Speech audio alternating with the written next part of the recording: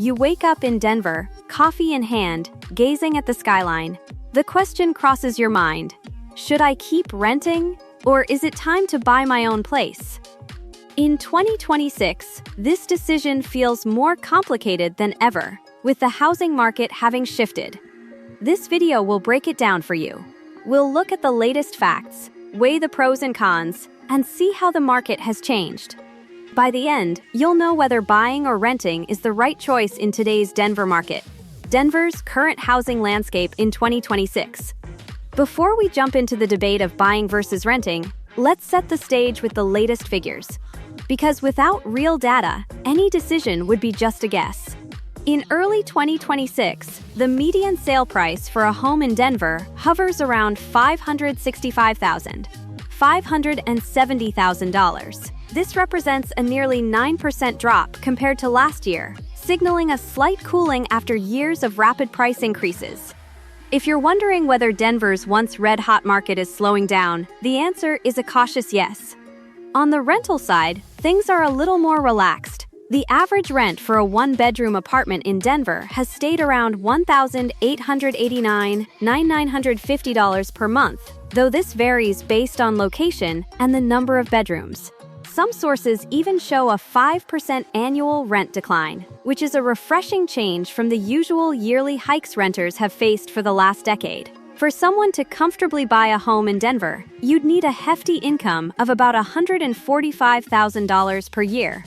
Meanwhile, renting requires a more modest income of about $74,000 annually. This highlights a crucial point. Buying a home in Denver costs nearly twice as much as renting when looking at monthly expenses. Why Denver's housing costs matter to you. The Denver housing market used to be known for its affordability, especially compared to places like California or the Northeast. With a booming job market and a desirable lifestyle, it seemed like the perfect place to settle down. However, the rapid growth of the city, both in terms of population and demand for housing, has pushed home prices higher. Today, with mortgage rates remaining elevated compared to the pre-pandemic years, and wages not quite keeping up, the math between buying and renting has shifted. When you compare buying to renting, it's no longer just about cash flow. It's about long-term financial commitment, flexibility, and whether you're ready for the responsibilities that come with owning. On one hand, buying promises long-term wealth and stability. On the other, renting gives you flexibility and, in some cases, a better cash flow situation. The buying side. For many people, owning a home in Denver represents a dream come true. It's about more than just having a roof over your head. It's about building equity, gaining control over your living space, and securing a financial future. When you buy a home, part of each mortgage payment is an investment in your future. Over time, as you pay off your mortgage, you're building equity, something renting will never give you. This is a crucial factor in wealth creation that can help you financially down the road. Additionally, homeownership provides stability. You're not subject to the whims of a landlord or at risk of sudden rent hikes. Want to paint the walls a bold color or renovate the kitchen? Go ahead. It's your space, and you control it. Another appealing aspect of buying is the long-term investment potential. Historically, homes appreciate in value, even if the pace slows down in the short term. In Denver, despite a slight market dip, the long-term trend still favors growth. As the city remains a desirable place to live, the likelihood is high that your property will appreciate in the years to come. Furthermore, homeowners can take advantage of tax benefits. Mortgage interest, property taxes, and other costs of ownership can be deducted on your taxes, a benefit renters don't get. But there's a harsh reality that potential buyers must face. The upfront costs of purchasing a home in Denver are substantial. From the down payment, often 20%, to closing costs and various fees, buying a home isn't cheap. You'll also need to factor in ongoing maintenance, repairs, and other property-related expenses. While mortgage rates have slightly decreased in 2026, the total cost of ownership, including insurance, property taxes, and upkeep, often surpasses renting in terms of monthly expenses. One source estimates that the annual cost of owning a home in Denver is around $45,395, which is nearly double what a typical renter would pay, $22,675.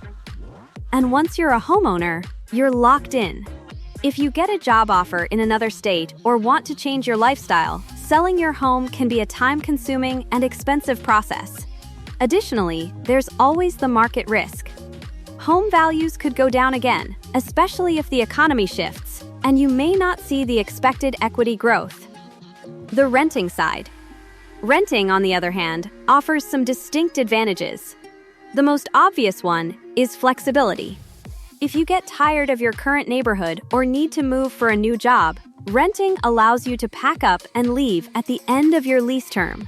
You won't need to worry about selling a property or dealing with a stagnant market. Renting also comes with lower upfront costs. Rather than saving tens of thousands for a down payment, you only need the first month's rent and a security deposit, a fraction of what homebuyers must fork out.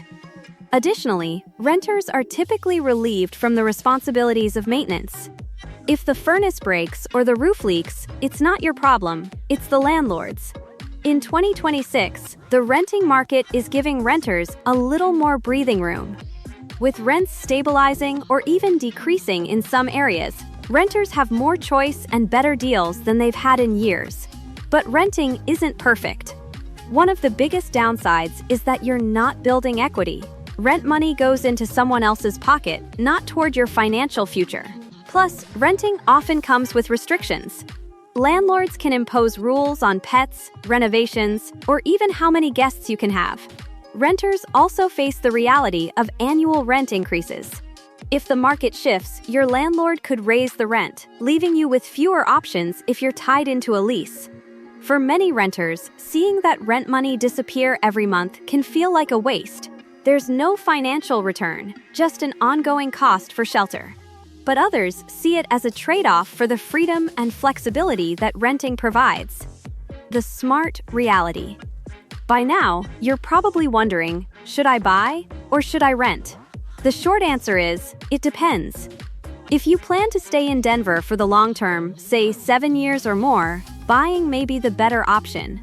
You'll be able to build equity over time, enjoy the stability of home ownership, and take advantage of potential price appreciation.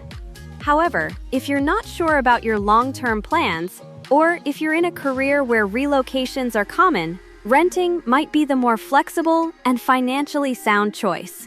It's a safer option if you're not ready to commit to the hefty upfront costs and long-term responsibilities that come with buying. At the end of the day, the right choice comes down to your personal situation. How long do you plan to stay? What's your financial stability like? Do you value flexibility or long-term investment? Your decision today will shape your financial future, so take the time to weigh the options and make the best choice for you. If this helped you make a clearer decision on whether to buy or rent in Denver, hit that like button and subscribe for more insights on real estate and personal finance. Stay tuned for more videos.